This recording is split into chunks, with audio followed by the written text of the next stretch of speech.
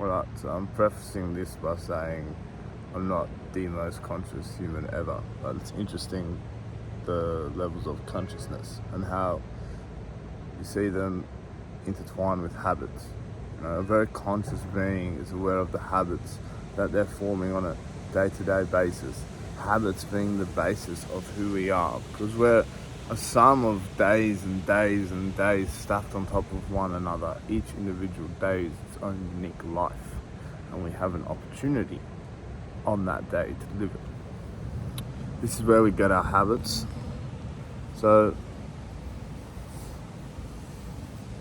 when we're thinking of consciousness and habits, we need to think about what we're doing, from minute things like the coffee in the morning, or have I made a habit of reacting emotionally in a particular way, in a particular situation.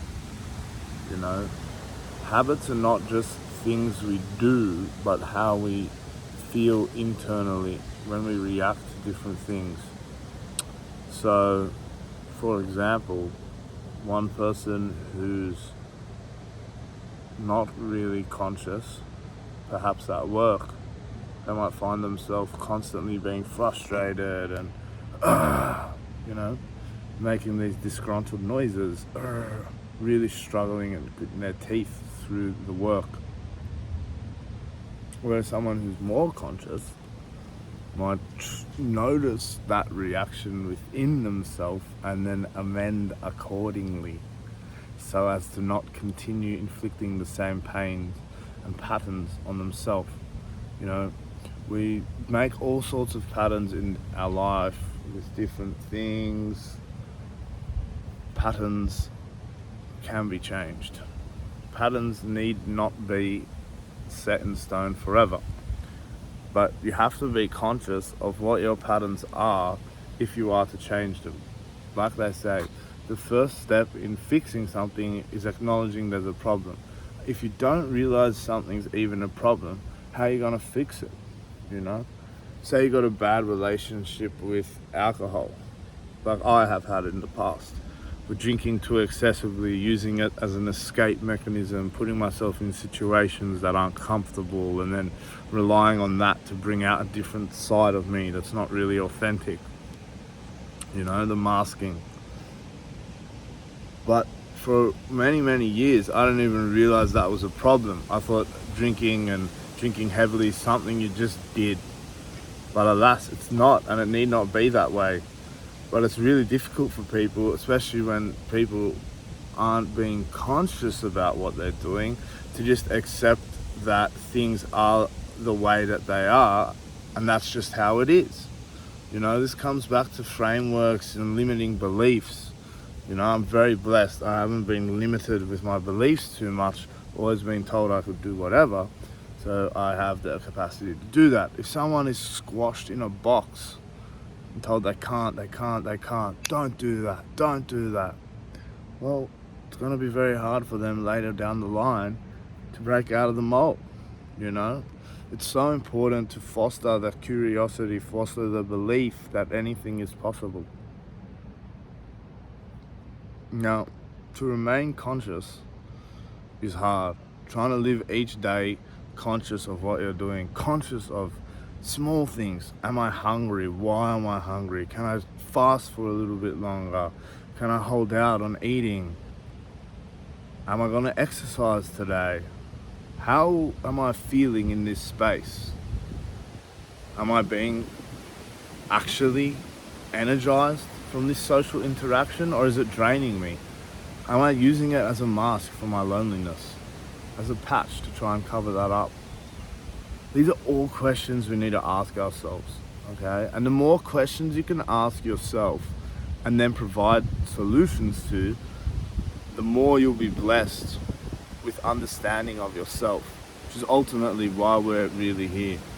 We're here to grow in our relationship with ourselves, but that's also our relationship with God. Because we were put here, we were given the Spirit. The Spirit is within all of us, okay? And we can choose to ignore the spirit and live for this material world, or we can connect with that spirit.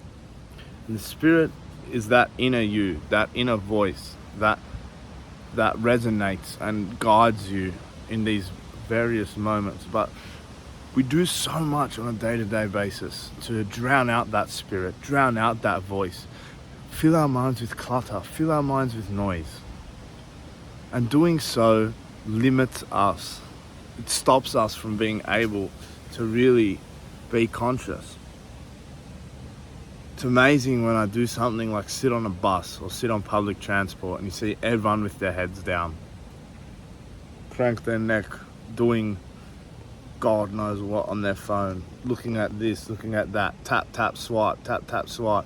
Just fingers just moving, not even sure what they're doing, not even sure what they're looking for, you know? This is the dulling down of our consciousness, which is happening in real time. And the powers that be, they want us to be as little conscious as possible. There's perspectives to be gleaned from everything, but usually I find that what I'm looking for is not on the next swipe. Something I've told myself. What I'm looking for is not on the next swipe. You know, but you see these people and their lower level consciousness, and they'll just be shoveling food in their face, swiping, getting those dopamine hits, you know? And I heard something interesting the other day, that dopamine perhaps isn't a reward pathway, but so in the scrolling it's not like reward, but it's actually the like motivation pathway. So it's like, trying to motivate myself, and people get lost, you know? There's so much to do in this life. There's so many things to explore that go beyond just this internet realm. Being in reality, being conscious. Healthy lifestyle habits are undoubtedly going to raise your vibration and help you with your consciousness. You know, fundamentally, the fuel that we're putting in our body, the fuel of our machines, is gonna really affect how we are. So we need to be thinking about that. Furthermore, sleep. It's crazy when I talk to younger people, you know, people in their early teen years. I was like that as well. They just don't respect sleep. They'll say with a blank face that they slept at midnight, like it's early. For all of humanity, history, we wouldn't stay up so late. But now because we've got these devices, people are tricked, you know. Another thing, conversations I have about parenting, and people say, but you know, society expects blah, blah, blah. Yes, society can expect, but inevitably, you're the parent, it's your house, you know. Support like this really makes a difference. Sleeping is a big one. Food, being outdoors. It's amazing how many people just put themselves in these dens of delusion, and they choose the clutter, they choose the noise. The solutions usually not in the noise. The solutions in clarity, in calmness, stillness. To gain consciousness is to reduce the clutter and look within. Listen to your heart. Listen to the heart. We try and brain our way out of so much, but the heart, connecting with your spirit, your soul, that will guide you and it will never do you wrong. But you need only look inside. Thank you.